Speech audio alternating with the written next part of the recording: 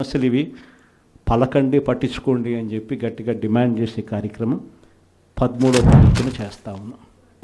అదే మాదిరిగా 27వ తారీఖున కరెంటు ఛార్జీల మీద బాధుడే బాధుడు. ఎన్నికలప్పుడు ఏమని చెప్పావయ్యా, కరెంటు ఛార్జీలు తగ్గిస్తానన్నావు అన్నాడా లేదా?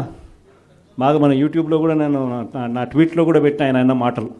అప్పుడు ఎంత గట్టిగా అన్నాడు, మామూలు గట్టిగా కాదు. నేను తగ్గిస్తా,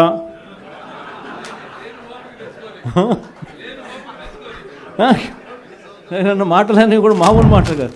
తీరా వచ్చిన తర్వాత 6 నెలలు తిరక్క మునిపే 15,000 కోట్ల రూపాయలు బాధుడే బాధుడు ఉట్టి కరెంటు మీద. సో దీన్ని క్వశ్చన్ చేస్తూ 27వ తారీఖున 3వ తారీఖున జనవరి 3వ తారీఖున ఫీజు రీయింబర్స్మెంట్ అందక పిల్లలు ఇబ్బందులు పడతా ఉన్న పరిస్థితులు.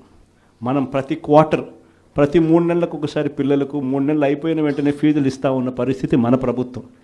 విద్యా దీవెన, వసతి దీవెన క్వార్టర్ అయిపోయిన వెంటనే 3 నెలలు అయిపోయిన వెంటనే 4వ నెల వెరిఫై చేసి 5వ నెలలో పిల్లల తల్లుల చేతుల్లో డబ్బులు పెట్టి పిల్లలకు విద్యా దీవెన, వసతి దీవెన కింద పూర్తి ఫీజు రీయింబర్స్మెంట్ మనం ఇస్తూ ఉంటే ఈరోజు ఈ జనవరి వచ్చేసరికి 4 త్రైమాసికాలు, ప్రతి త్రైమాసికం తర్వాత ఇస్తూ ఉన్న మన పాలన 4 త్రైమాసికాలు అయినా కూడా పట్టించుకొని చంద్రబాబు పాలన. జనవరి, ఫిబ్రవరి, మార్చ్ సంబంధించిన త్రైమాసికం ఏప్రిల్లో వెరిఫికేషన్ చేసి మేలో ఇవ్వాలి. మేలో ఎన్నికలు అయ్యాయి అంతే.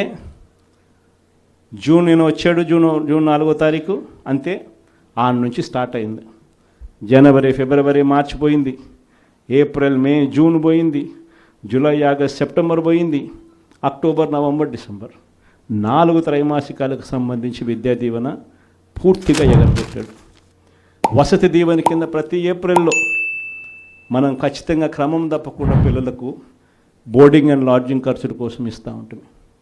ఈరోజు చంద్రబాబు నాయుడు ప్రభుత్వం